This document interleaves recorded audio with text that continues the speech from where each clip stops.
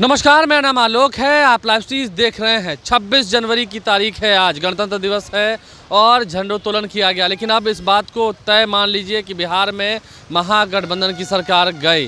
बिहार में महागठबंधन की सरकार का जाना तय है और कल ही वो तारीख है, यानी कि 27 तारीख। देखिए, शाम का समय है।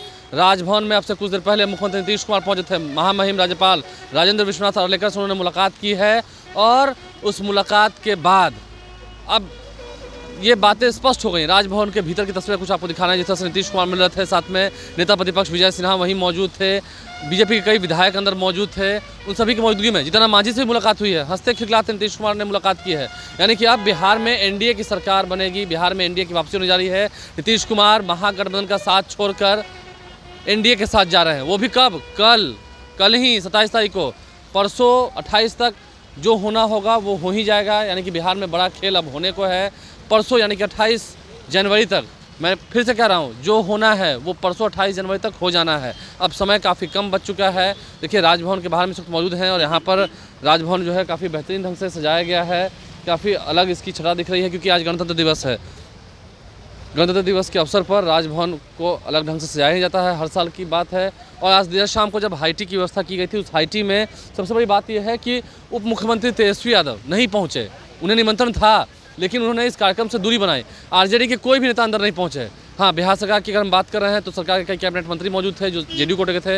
अशोक चौधरी अंदर मौजूद थे, बिहार सरकार के मंत्री विजय चौधरी भी अंदर मौजूद थे। इसके अलावा फिर हम अगर देखें तो कई सारे गणमान्य अतिथि जो हैं अंदर मौजूद है। इसके अलावा बिहार विधान परिषद के सभापति देवेश चंद्र ठाकुर अंदर मौजूद थे। जीतन राम मांझी की बात हमने कर ही दी है, नीतीश कुमार पहुंचे थे। तो नीतीश कुमार ने आज ही राजभवन पहुंचकर महामहिम राज्यपाल राजेंद्र विश्वनाथ अर्लेकर से मुलाकात कर ली है। अब देखिए, कल शाम 4 बजे बीजेपी की विधानमंडल दल की बैठक बुलाई गई। यानी कि बीजेपी के तमाम जितने विधायक हैं, विधान पार्षद हैं, वे सभी पार्टी कार्यालय पहुंचेंगे। वहां उनकी बैठक होगी। यानी कि साफ जो निर्देश दिल्ली से तय किया गया। कुछ दिन पहले ही बीजेपी विधायक दल की बैठक में एक बात तय हुई थी कि जो फैसला केंद्रीय नेतृत्व लेगा उसे हम सहर्ष स्वीकार करेंगे।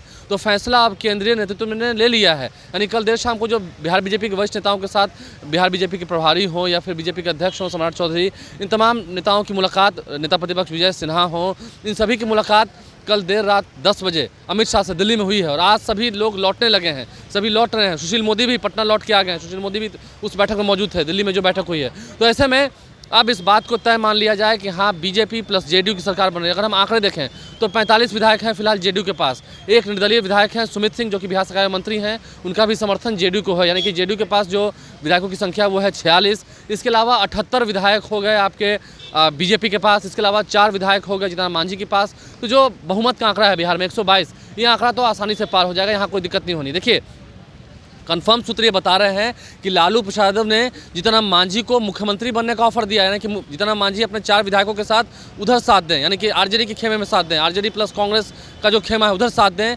ताकि लालू प्रसाद यादव फिलहाल, क्योंकि देखिए विधानसभा अध्यक्ष जो है वो आरजेडी के हैं, अवध बिहारी चौधरी, उनकी भी एक अहम भूमिका होगी जब सरकार उथल पुथल होगी। बिहार में सियासी तूफान आ चुका है।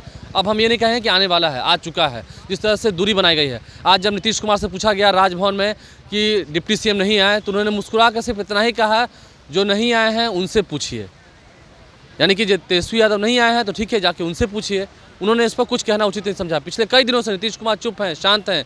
तो नीतीश कुमार की चुप्पी, खामोशी ये पहले ही इशारा कर रही थी कि बिहार में सियासी तूफान जो है वो आने को है और अब इसकी जो सुगबुगाहट है वो लगने लगी है। आप समझ रहे हैं, राजभवन के ठीक आगे हम खड़े हैं, मौजूद हैं और हम आपको जब ये खबर बता रहे हैं तो जीतन राम मांझी भी तैयार हैं, मुस्कुराकर नीतीश कुमार से मिले भी हैं। पहले भी कहते रहे नीतीश कुमार जिधर जीतन राम मांझी उधर, क्योंकि नीतीश कुमार ने जीतन राम मांझी को 2014 में मुख्यमंत्री बनाया था। ये बातें जीतन राम मांझी अक्सर कहते हैं, मानते हैं इस बात को।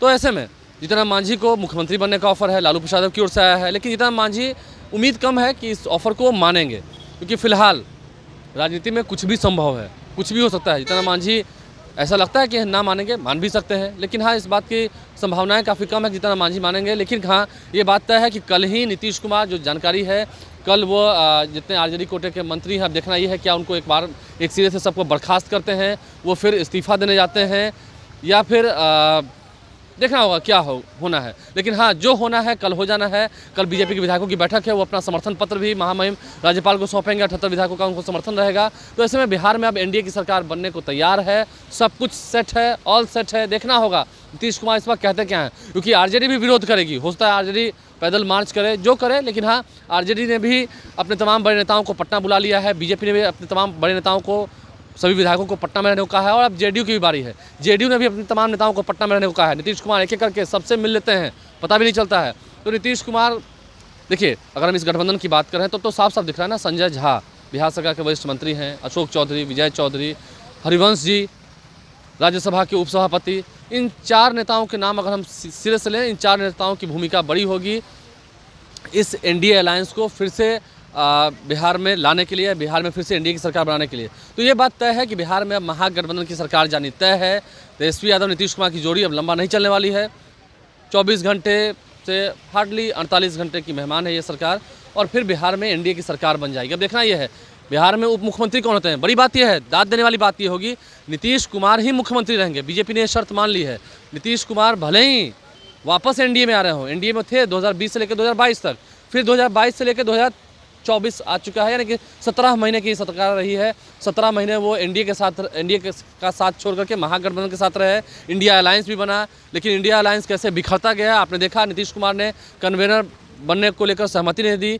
तो अब ऐसे में राजभवन के आगे हलचलें तो बढ़ चुकी हैं, अलग तस्वीर है, हम आपको दिखा रहे हैं। लेकिन ये बात भी तय मान के चलिए कि हाँ, अब जो होना है वो तो अब हो ही जाना है। तो तैयारी पूरी हो चुकी है। नीतीश कुमार कन्वेनर नहीं बने, इंडिया में बिखराव है, ममता बनर्जी हो या आम आदमी पार्टी हो, सभी ने कह दिया है कि हाँ, अब साथ नहीं चल सकते हैं, मतलब वो अलग हट के चुनाव लड़ेंगे। तो ऐसे में राजभवन की तैयारियां हम आपको दिखा रहे हैं। और अब देखना ये होगा, जब मंत्रिमंडल का विस्तार होगा तो बीजेपी की तरफ से कौन कौन से वो बड़े चेहरे होंगे जो मंत्री बनाए जाएंगे, उन सभी के नाम क्या होंगे। क्योंकि देखिए, नीतीश कुमार ही सीएम रहेंगे, ये बात तय है, ये बात लगभग तय है। तो ऐसे में नीतीश कुमार अपने फैसलों से अक्सर लोगों को चौंकाते हैं। नीतीश कुमार आज देर शाम को राजभवन पहुंचे थे, तेजस्वी यादव नहीं पहुंचे, आरजेडी कोटे के कोई मंत्री नहीं पहुंचे। आलोक मेहता पहुंचे थे उस कार्यक्रम में, लेकिन आलोक मेहता भी पूरे कार्यक्रम में नहीं रहे, बीच में ही वो आधे कार्यक्रम से निकल के बाहर चले गए। तो यानी कि बातें स्पष्ट हो गई हैं। अब देखना ये है आरजेडी क्या विरोध करती है, आरजेडी कैसे विरोध करती है, क्या कहती है। लालू प्रसाद भी फिलहाल पटना में ही है। तो ऐसे में राजनीतिक संभावनाओं का खेल है। आप जानते हैं, कभी भी दुश्मन को कमज़ोर नहीं समझना चाहिए, राजनीति सिखाती है। तो फिलहाल जो एनडीए की सरकार बननी है, जो बहुमत का आंकड़ा है वो होगा ही। नीतीश कुमार फिर से मुख्यमंत्री बनेंगे। देखना यह है उप मुख्यमंत्री कौन होते हैं। सम्राट चौधरी बिहार बीजेपी के अध्यक्ष हैं ही।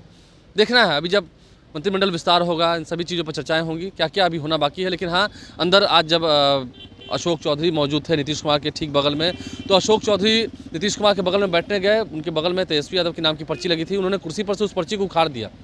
अशोक चौधरी बिहार सरकार के मंत्री, सोचिए, हिम्मत वाले तो हैं ही, तेजस्वी यादव के नाम को ही उखाड़ दिया। बात समझिए, जब नीतीश कुमार के मंत्री ने ही तेजस्वी यादव के नाम को उखाड़ के फेंक दिया तो खेल खत्म, सरकार खत्म। तेजस्वी यादव अब डिप्टी सीएम नहीं रहेंगे।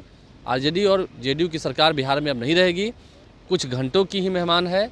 और अब बिहार में वापस एनडीए की सरकार बनने जा रही है, ये बात भी तय है।